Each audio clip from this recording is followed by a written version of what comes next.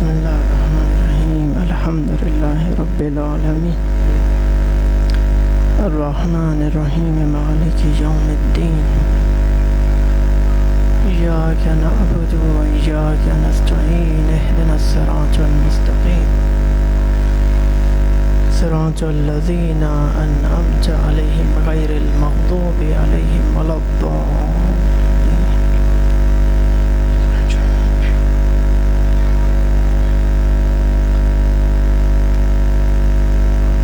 اعوذ باللہ من الشیطان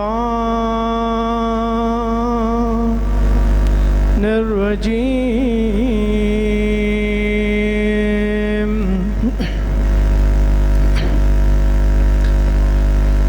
بسم اللہ الرحمن الرحیم.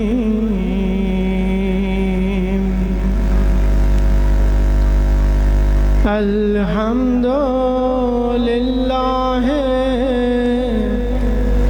رب العالمین.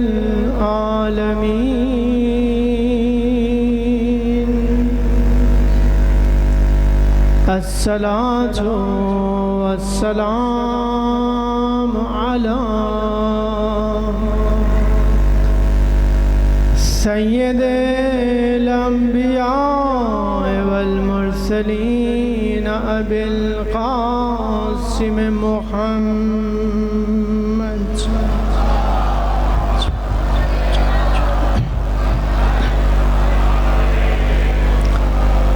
وعلی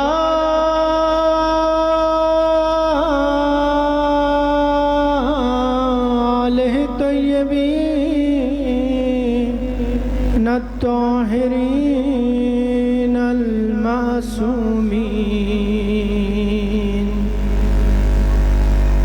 سیما علی الحسین المظلوم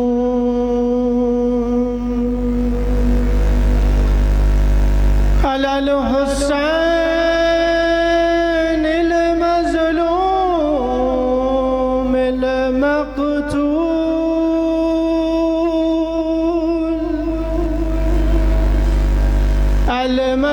المجروح المذبوح من القفا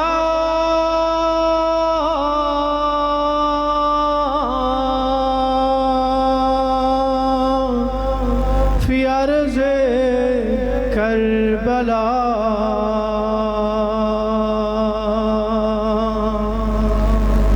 فی یوم عاشورا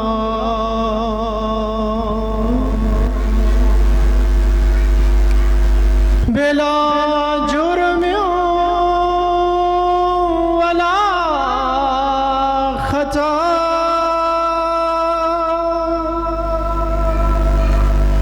الذي غسله دم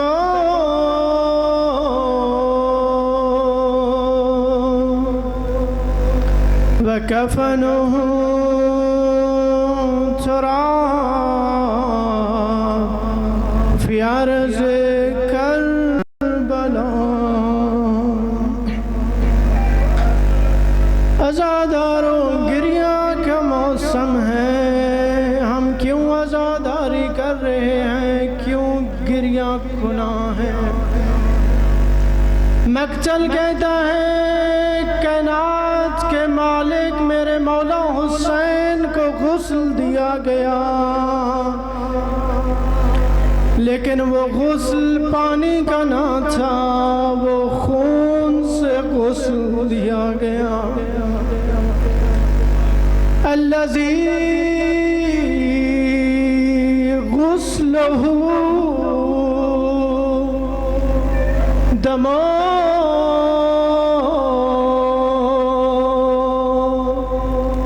وکفنہ تراب.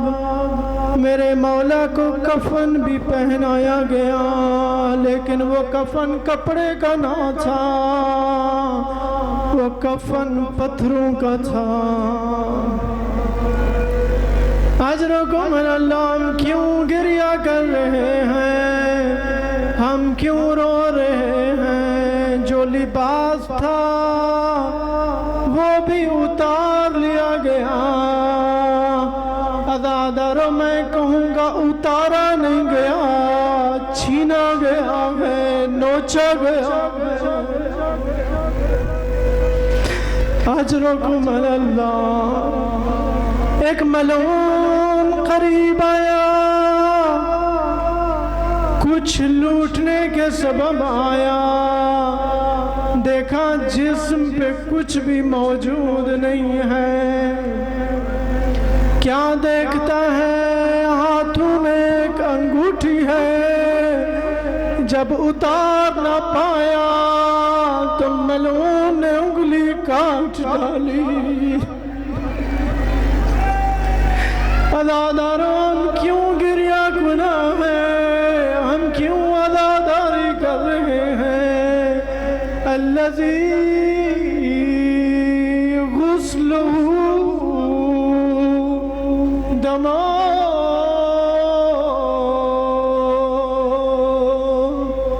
وکفنہ تراب فی عرض کربلا۔ یا لیتنا کنا معکم فنفوز فوزا عظیما۔ اما بعد فقد قال اللہ سبحانہ وتعالی فی قرآن المجید والفرقان الحمید۔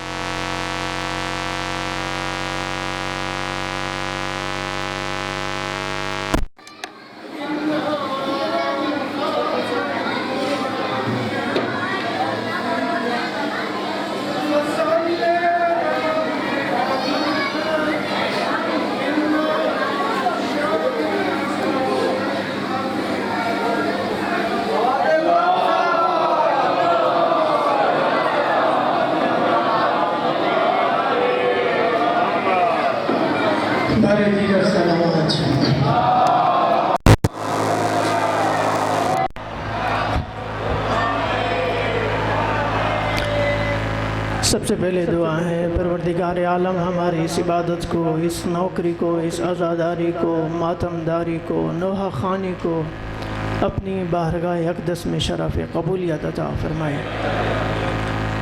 جو اس مجلس میں تشریف فرما ہیں، جو دلی حاجات رکھتے ہیں، اپنی بارگاہ میں قبول فرمائے۔ جو بے اولاد ہیں، اولاد صالحہ عطا فرمائے۔ جو بے روزگار ہیں، انہیں روزگار عطا فرمائے۔ اپنی تمام دعاؤں کی قبولیت کے لیے خلوص سے صلوات پڑھیں۔ صلی علی محمد۔ عزادران گرامی، میں آپ کی مکمل توجہ کا طالب ہوں۔ میں نے آپ کے سامنے سورہ مبارکہ کوثر کی آیات کی تلاوت کا شرف حاصل کیا۔ اس سے پہلے کہ ہماری گفتگو ہو سورہ کوثر پر، کہ یہ ایک سمندر ہے، معارف کا سمندر ہے۔ اس کے حرف حرف میں تدبر ہے، تفکر ہے۔ پروردگار ارشاد فرما رہا ہے، اِنَّا أَعْطَيْنَاكَ الْكَوْثَرَ، ہم نے تجھے اے حبیب کوثر عطا کیا۔ توجہ کیجئے گا، اس آیت کی شروعات ہم سے ہے، ہم نے عطا کیا۔ یعنی سب سے پہلے انسان سوچتا ہے کہ پروردگار نے ہم کیوں کہا، میں کیوں نہیں کہا؟ توجہ ہے آپ کی؟ عطا کرنے والا کون ہے؟ کس کو عطا کر رہا ہے؟ کیوں عطا کر رہا ہے؟ اور کیا عطا کر رہا ہے؟ یہ بہت بڑی گفتگو گفتگو ہے، بہت بڑی گفتگو ہے۔ اس سے پہلے ہم اس پہ گفتگو کریں، پروردگار نے جس چیز کو عظمت دی ہے وہ علم ہے، وہ شعور ہے، وہ معرفت ہے۔ توجہ کیجئے گا، معرفت کے بغیر، علم کے بغیر، شعور کے بغیر عبادت کی کوئی قدر و قیمت نہیں ہے۔ جب تک عقیدہ درست نہیں ہے، عقیدہ درست نہیں ہے، اس عبادت کی کوئی قدر و قیمت نہیں۔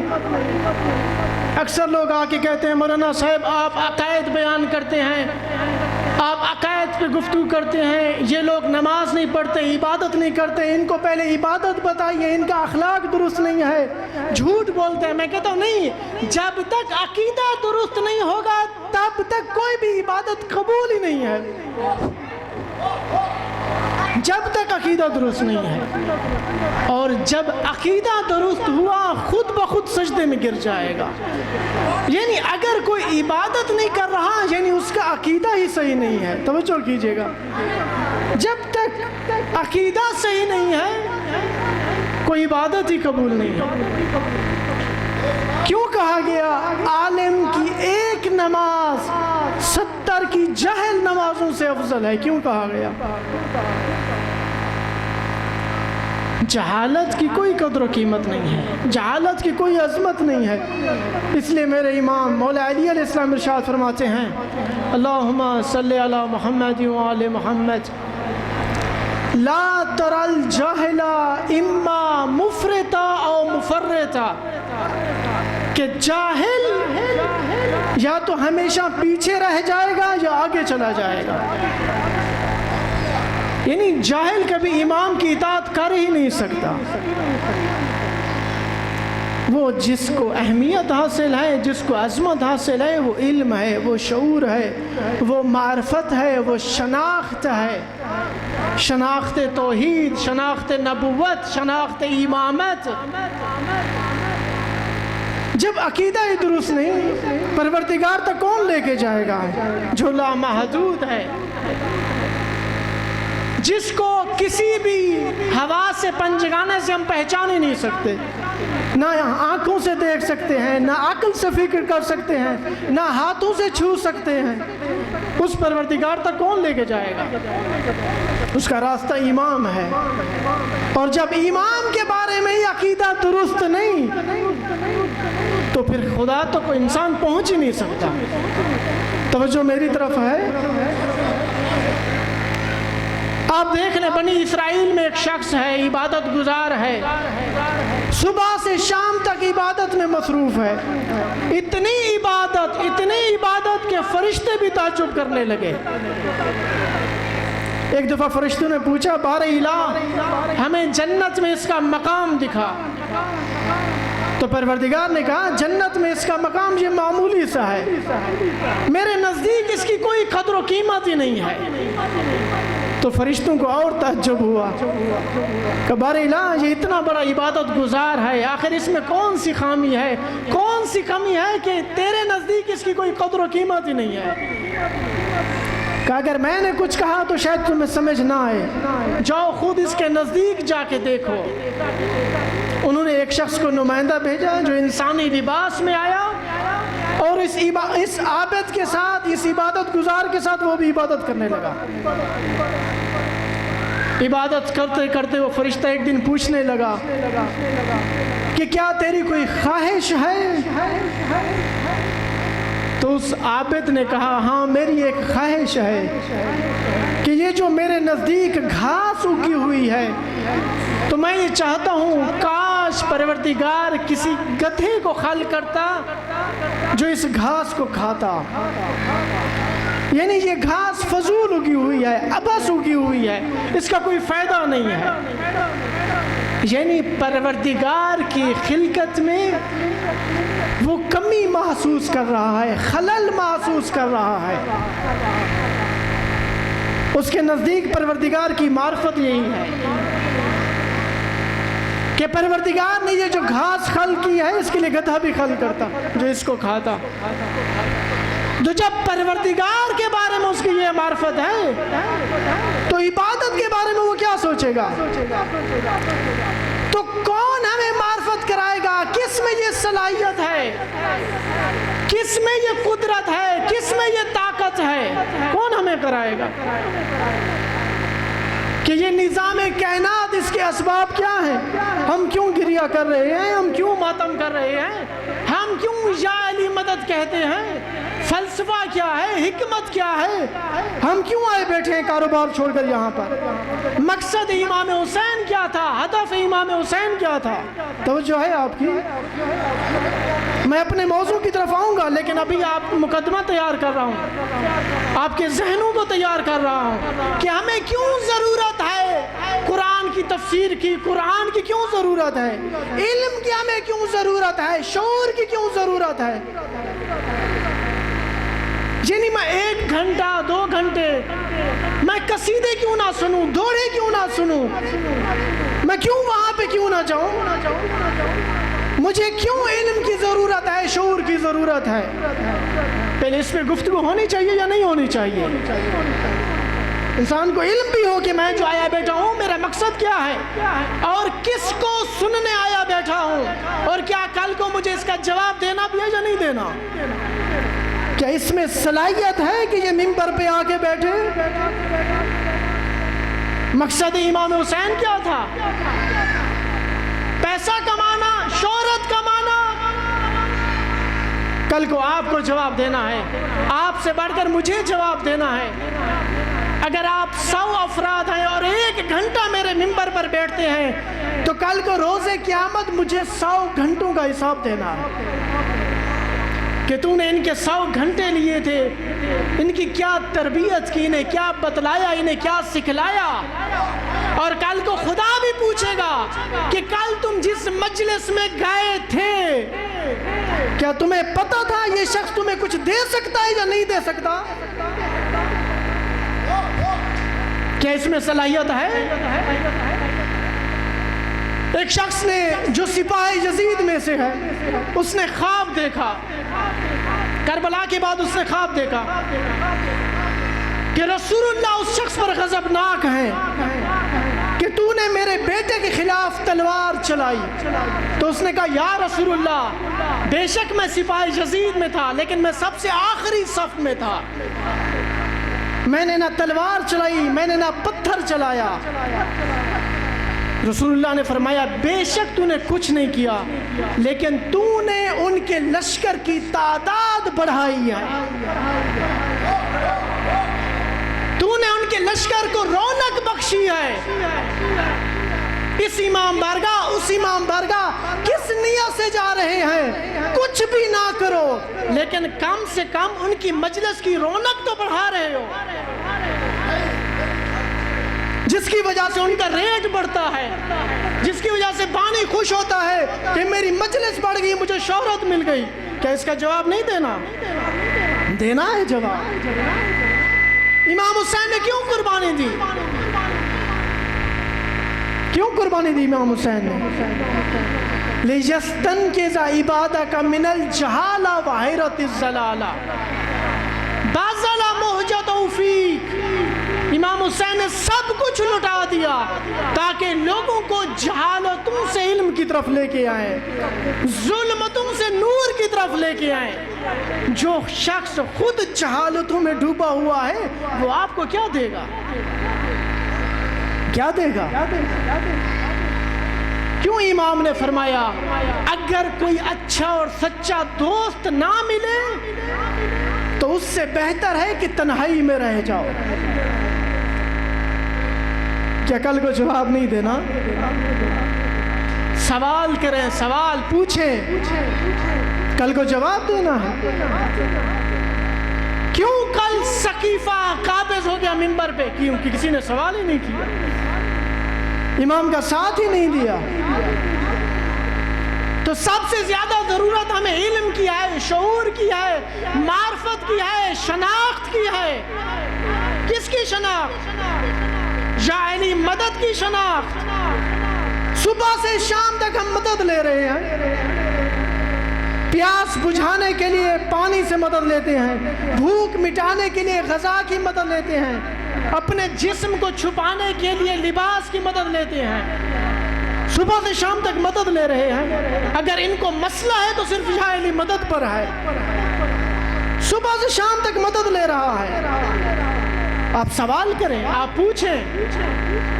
ہمارے مالک وہ ہیں جو سلونی کا جنہوں نے منبر پہ دعویٰ کیا ہے.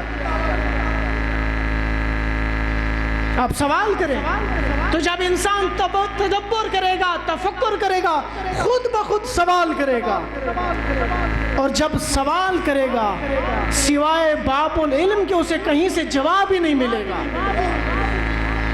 میرے ساتھ رہے اور ایسے ہی ہوا. تھک تو نہیں گئے. منبر پہ قابض ہو گئے. آخر لوگوں کے سوال آنے ہیں، لوگوں کے مقدمے آنے ہیں.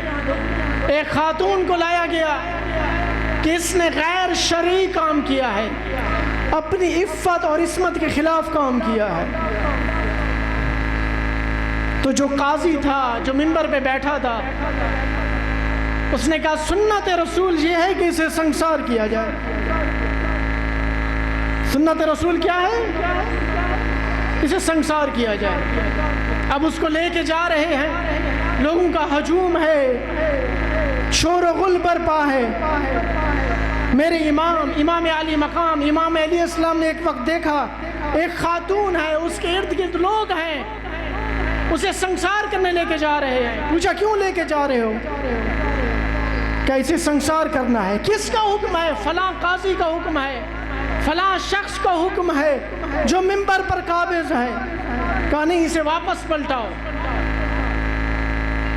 جب واپس لے گئے، پوچھا کیوں واپس لے آئے؟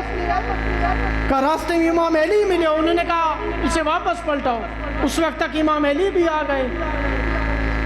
تو امام نے پوچھا تو نے کس حکم سے یہ حکم دیا، کس سنت سے یہ حکم دیا کہ اس خاتون کو سنسار کرنا ہے؟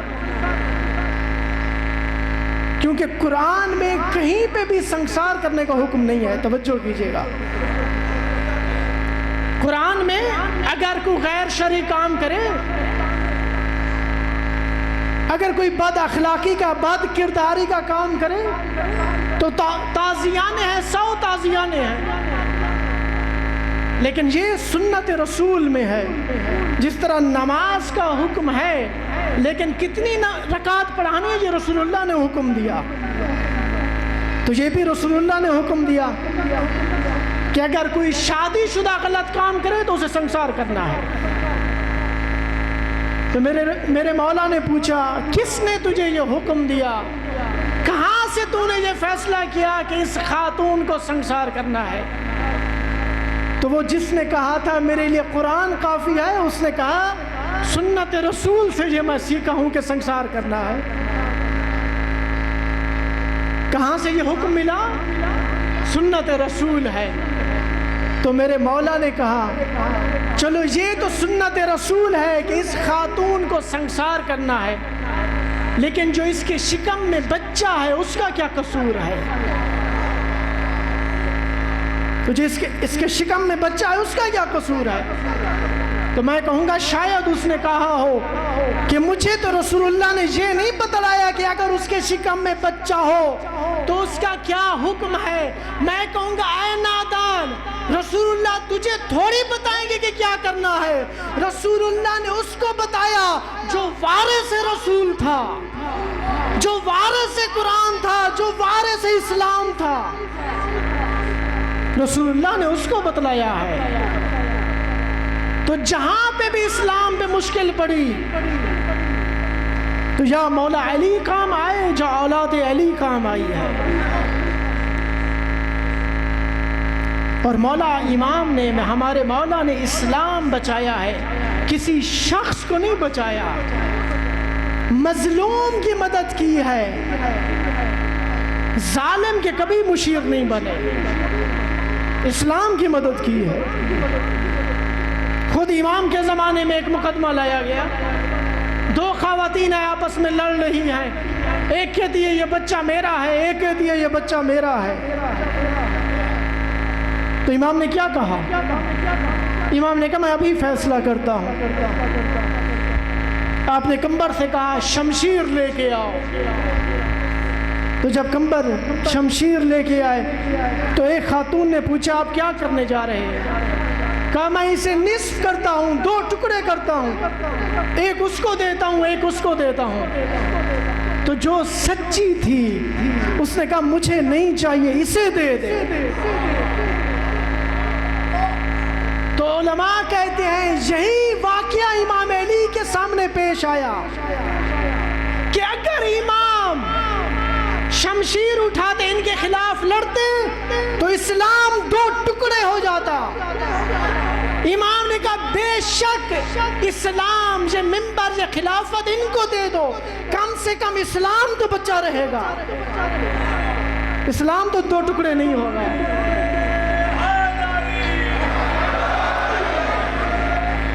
یہی امام کے ساتھ پیش آیا کہ بے شک اسلام تو بچا رہے گا، اور جسے ہدایت پانی ہوگی وہ ہم سے ہدایت لے گا۔ اسی لیے قرآن آواز دیتا ہے افلا یتدبرون القرآن ام علی قلوب اقفالها، آخر تم قرآن میں غور و فکر کیوں نہیں کرتے؟ کیا تمہارے دلوں پہ تالے پڑے ہوئے ہیں؟ انا اعطیناک الکوثر، ہم نے اے حبیب تجھے کوثر عطا کی۔ آخر یہ کوثر کیا ہے؟ عطا کرنے والا کون ہے؟ جسے عطا کی جا رہی ہے وہ کون ہے؟ اور کیوں عطا کی جا رہی ہے؟ کس چیز کے بدلے عطا کی جا رہی ہے؟ یہ کون بتلائے گا؟ کلام خدا ہے، کلام پروردگار ہے۔ یہ کلام پروردگار ہمیں کون کھول کھول کے بتائے گا؟ کس کے پاس طاقت ہے کہ کلام خدا کو بیان کرے کہ مراد خدا کیا ہے، مقصد خدا کیا ہے، ہدف خدا کیا ہے، خدا ہم سے کیا کہنا چاہتا ہے؟ اسی لیے آواز دیتا ہے یسرناہ بلسانک، اے حبیب میں نے اس قرآن کو آسان کر دیا ہے، اس قرآن کو آسان کر دیا ہے۔ کیا ہر کسی کے لیے آسان کر دیا؟ نہیں، یسرناہ بلسانک، اے حبیب صرف تیرے ذریعے سے آسان کر دیا، صرف تیرے ذریعے سے، یعنی تیرے سوا میرے مقصد کو کوئی پہچان نہیں سکتا۔ اسی لیے غدیر خم میں کہا اب میں جا رہا ہوں، من کنت مولا فہذا علی المولا، اس سے پہلے میں بتلاتا تھا، میرے بعد میرا بھائی میرا وسیع علی بتلائے گا کہ قرآن میں خدا کیا کہہ رہا ہے، مقصد خدا کیا ہے، ہدف خدا کیا ہے۔ توجہ کر رہی ہے؟ میرا بھائی میرا وسیع بتائے گا۔ کیوں کہا 73 فرقوں میں بٹے جائیں گے؟ کیوں کہا؟ میں ابھی بتاؤں گا کیوں کہا۔ کیوں؟ کیونکہ باب العلم کے دروازے پہ نہیں ہے۔ صلوات پڑھیں بر محمد۔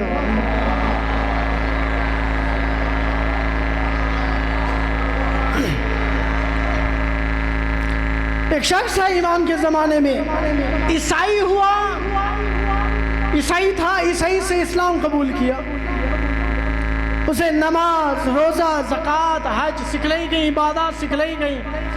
میرے مولا کا زمانہ ہے، جب نماز پڑھنے لگا سورہ الحمد شروع کی، ایاک نعبد و ایاک نستعین، عربی ہے، عیسائی سے مسلمان ہوا، جانتا ہے اہدنا الصراط المستقیم جب پڑھی کہ مجھے راہ راست پر ہدایت فرما تو چونک گیا،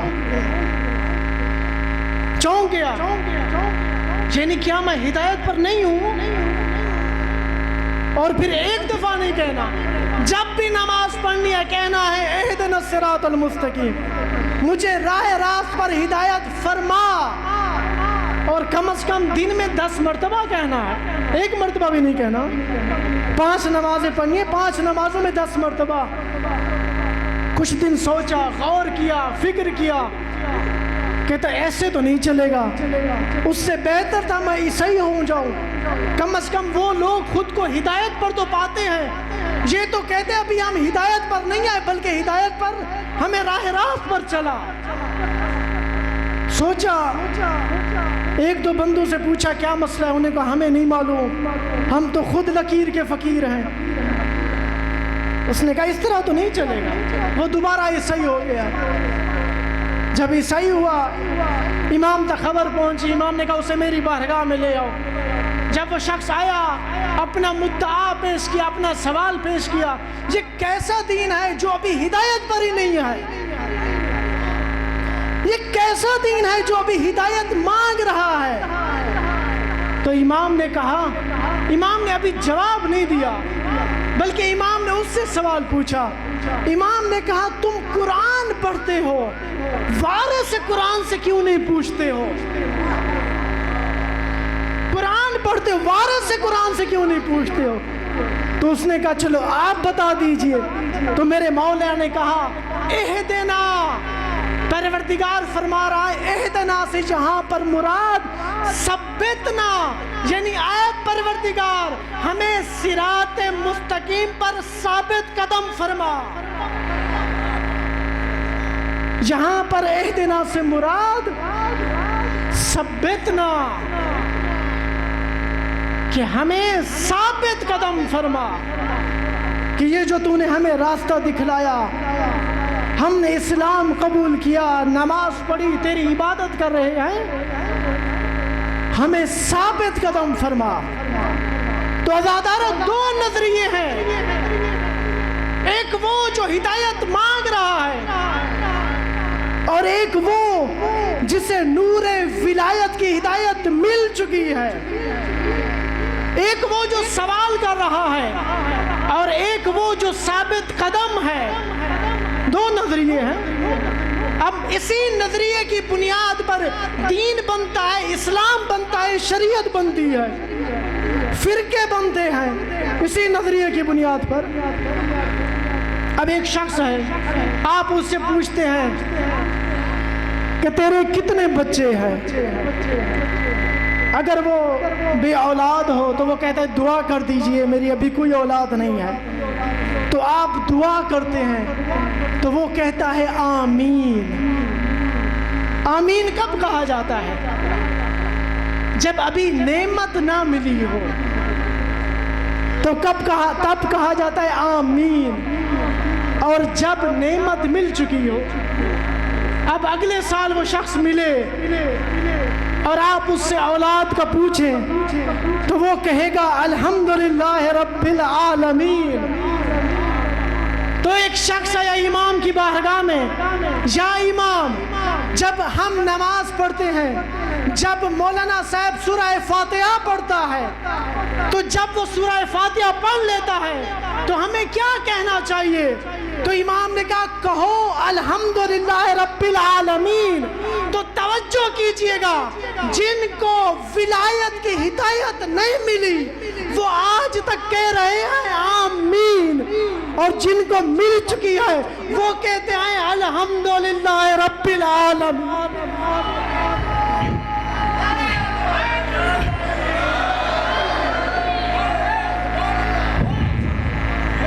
تو یہ دو نظریے ہیں، یہ فلسفہ ہے، بعید نہیں یہ فلسفہ ہو کہ جو امام نے فرمایا کہ جب بھی امام جماعت کی آواز سنو وہ سورہ الحمد پڑھے، جو ہی سورہ الحمد تمام ہو تو سب مل کے کہو الحمدللہ رب العالمین، کہ تو نے ہمیں نور ولایت سے روشناس کرایا، ولایت کی ہدایت دی کہ ہم اس پر ثابت قدم ہیں۔ تو سب مل کے الحمدللہ رب العالمین۔ تو دو نظریے ہیں۔ تو یہ کس نے بتایا کہ مراد خدا کیا ہے، مقصد خدا کیا ہے، کہ خدا اہدنا پہ یہاں پر کیا فرمانا چاہتا ہے؟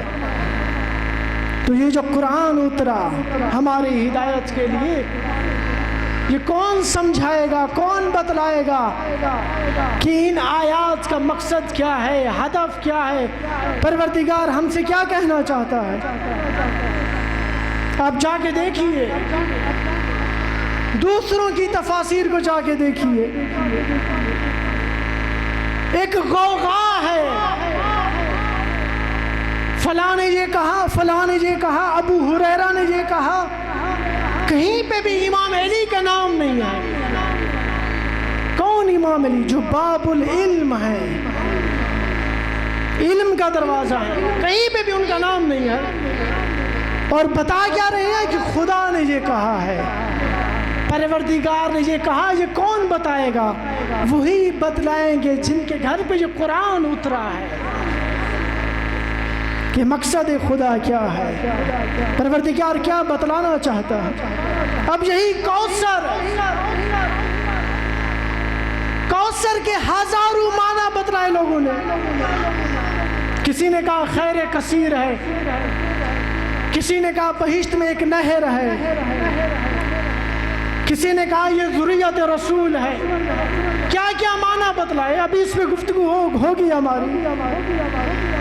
فصلنے لربک وانحر، صلاح سے کیا مراد ہے، نہر سے کیا مراد ہے، ان شانئک هو الابتر، کہ وہ ابتر ہے، اس ابتر سے کیا مراد ہے۔ یہیں سے انسان کا نظریہ بنتا ہے، دین بنتا ہے، عقیدہ بنتا ہے۔ جب تک اس انسان حقیقی اسلام سے روشناس نہ ہو تب تک انسان ہدایت نہیں پا سکتا۔ اور یہ کون بتلائے گا؟ اسی ارشاد فرمایا انی تارکم فیکم الثقلین کتاب اللہ و عطرۃ من اہل بیتی، دو چیزیں چھوڑ کے جا رہا ہوں، ایک قرآن اور دوسرے اہل بیت۔ قرآن ہر چیز نہیں بتلائے گا، نماز بتلائے گا، یہ نہیں بتلائے گا کتنی رکعت پڑھنی ہے، کس طرح پڑھنی ہے، یا میں بتلاؤں گا یا میرے بعد اہل بیت بتلائیں۔ ایک نظام دیا ہے کہ میں اس نظام کو پیش کر رہا ہوں، اگر اس نظام کے مطابق چلو گے تو ہدایت پاؤ گے، اگر نہیں چلو گے تو گمراہ ہو جاؤ گے۔ اسی ایک نظام کا نام ہے یا علی مدد، اسی ایک نظام کا نام ہے۔ یہ کائنات نظام کے بغیر چل ہی نہیں سکتی، صبح سے شام تک انسان مدد مانگتا ہے۔ ہمیں اس حکمت کو سمجھنا ہے، پروردگار کی حکمت کو سمجھنا ہے۔ انشاءاللہ مزید گفتگو ہوگی، ابھی آپ کو زحمت نہیں دینا چاہتا۔ اگر اہل بیت کے در پہ جھکتے تو آج ہم گریہ نہ کر رہے ہوتے، ماتم نہ کر رہے ہوتے۔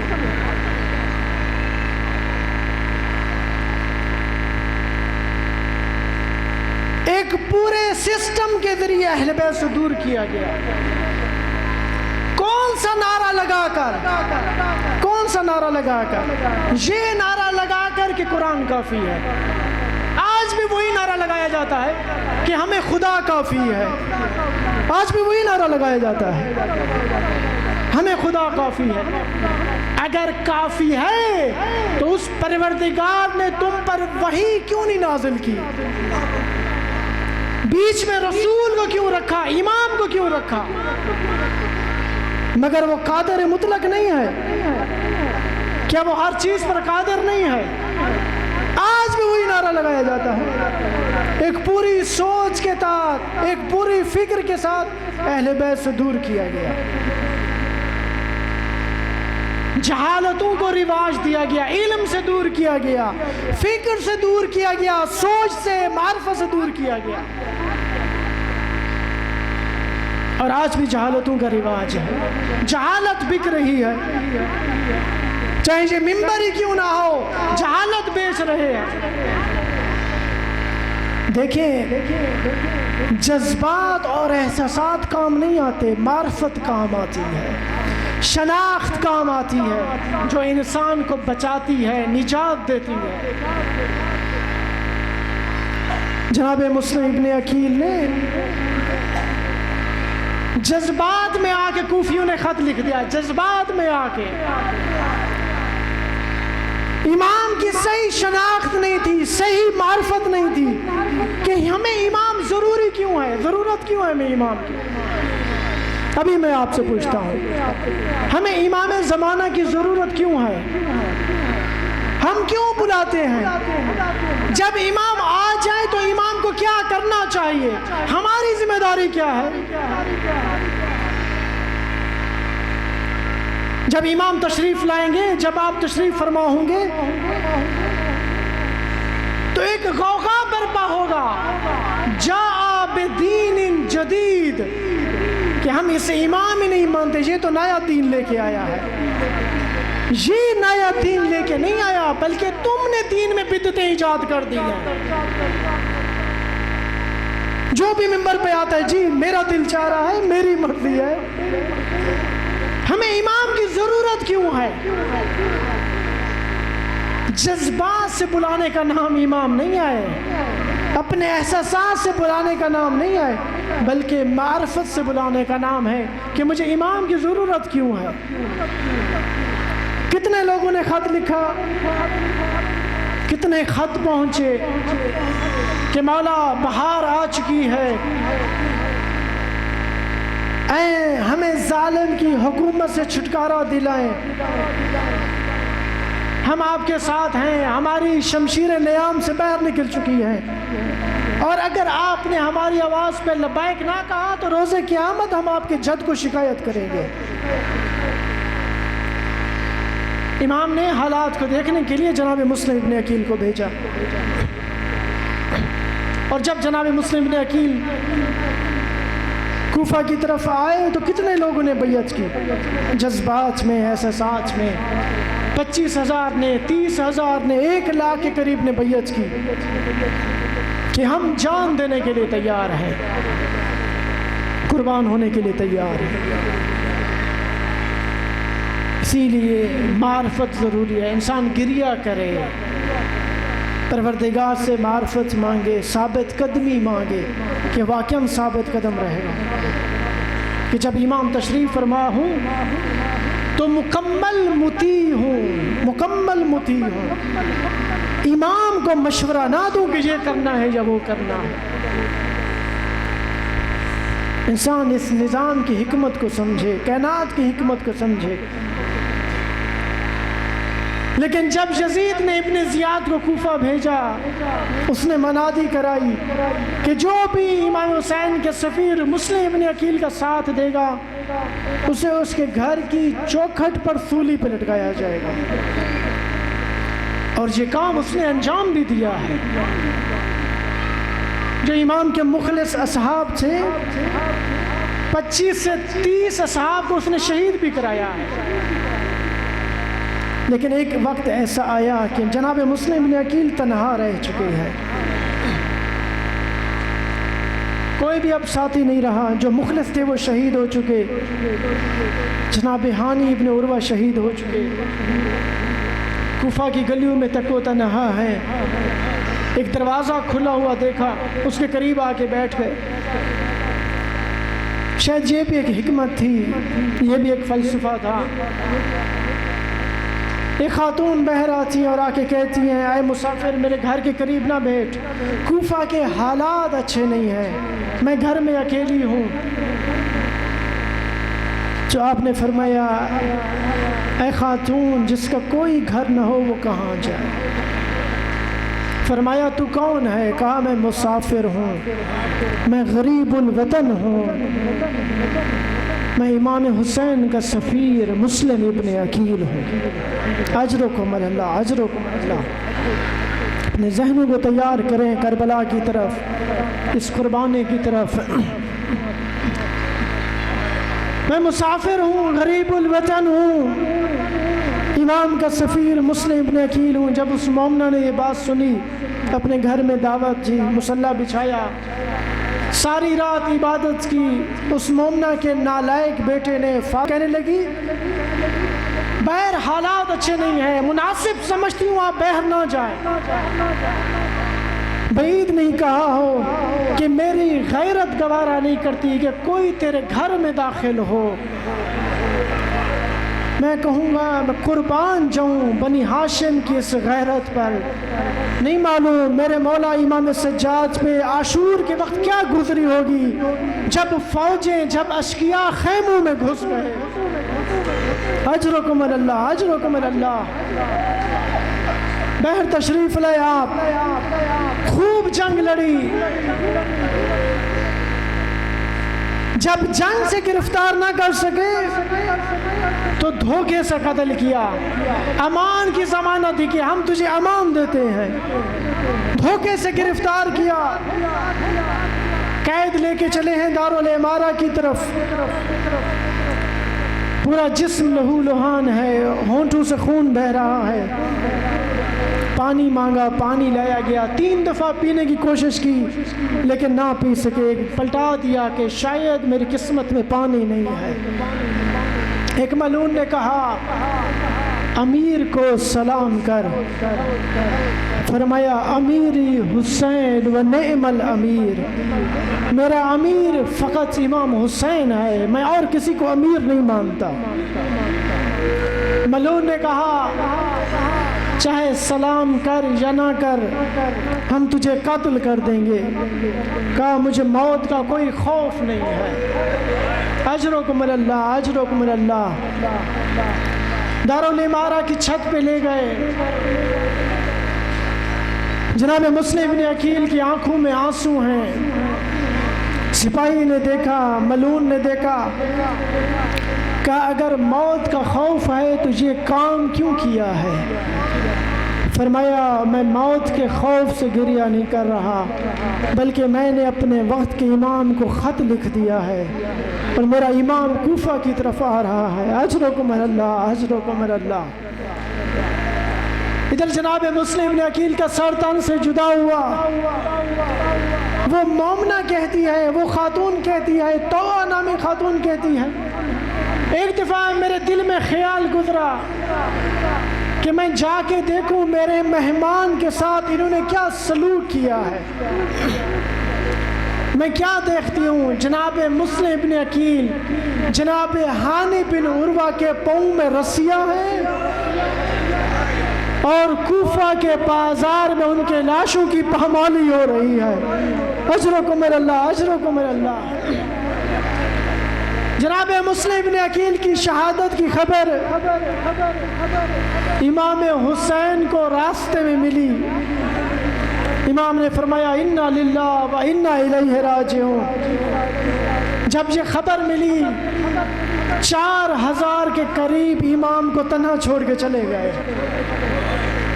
امام نے جناب مسلم بن عقیل کی اولاد کو بلایا، آواز دی یا اولاد بنی مسلم بن عقیل حسبکم قتل بمسلم، اے اولاد مسلم بن عقیل تمہارے لیے یہ قربانی کافی ہے، میں تمہیں اجازت دیتا ہوں تم چلے جاؤ۔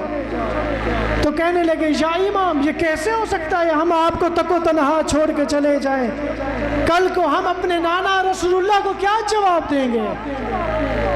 اللہ تعالیٰ علماء ارشاد فرماتے ہیں، علماء پڑھتے ہیں کہ امام حسین نے جناب مسلم بن عقیل کی معصوم سی بچی کو بلایا، اپنی گود میں بٹھایا اور اس کے سر پر شفقت کا ہاتھ پھیرنے لگے، اس سے محبت سے پیش آنے لگے، کہنے لگے آج کے بعد تو مجھے اپنا پاپا کہنا۔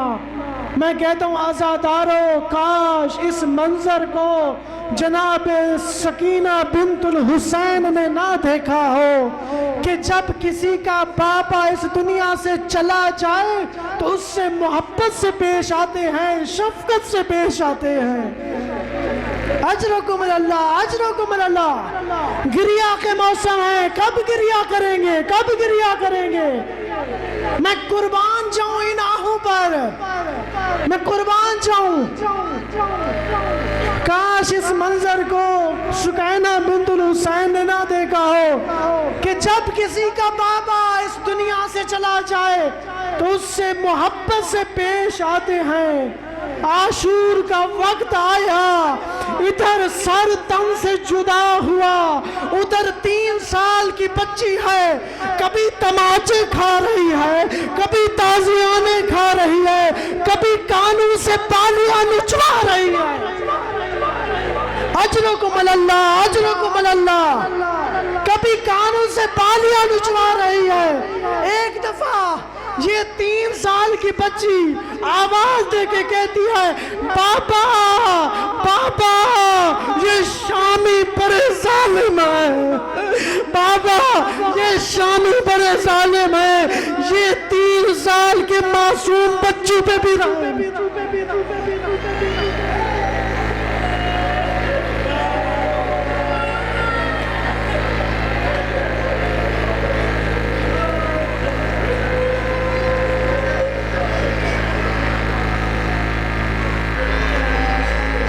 لعنت اللہ علی القوم الظالمین وسیعلم الذین ظلموا ای منقلب ینقلبون باسمک العظیم الاعظم الاجل الاکرم یا اللہ یا اللہ یا اللہ یا اللہ یا اللہ یا اللہ یا اللہ یا اللہ یا اللہ۔ بار الہ ہماری اس قلیل سی عبادت کو اپنی بارگاہ میں شرف قبولیت عطا فرما۔ جو مومنین و مومنات پریشان ہیں پریشانیاں دور فرما، جو مریض ہیں صحت و سلامتی عطا فرما، ہمارے وارث حقیقی امام زمانہ کے ظہور میں تعجیل فرما، ہمیں ان کے انصار و مددگاران میں شامل فرما، اس نظر و نیاز کو اپنی بارگاہ میں شرف قبولیت عطا فرما، جنہوں نے یہ نظر و نیاز پیش کیا ان کے مال و رزق میں برکت عنایت فرما، ان کے گھروں پہ اپنی رحمتیں برکتیں نازل فرما، شیعان اہل بیت کی خود ہی حفاظت فرما، دشمنان اسلام دشمنان پاکستان دشمنان ایران و عراق کو نیست و نابود فرما، ایران و حزب اللہ کو فتح و نصرت سے ہمکنار فرما، امریکہ و اسرائیل کو تباہ و برباد فرما۔ بار الہ اس مجلس میں اس محفل میں جو دلی حاجات رکھتے ہیں اپنی بارگاہ میں قبول فرما، ہم سب پہ اپنی رحمتیں برکتوں کا نزول فرما، ہماری تمام حاجات اپنی بارگاہ میں قبول فرما۔ جو مومنین و مومنات اس دنیا سے رخصت فرما چکے ہیں ان کی قبروں کو منور فرما، انہیں شفاعت محمد و آل محمد نصیب فرما، ہمارا بھی خاتمہ بالخیر فرما برحمتک یا ارحم الراحمین۔ اللہم صلی علی محمد و آل محمد۔ نعرہ صلوات۔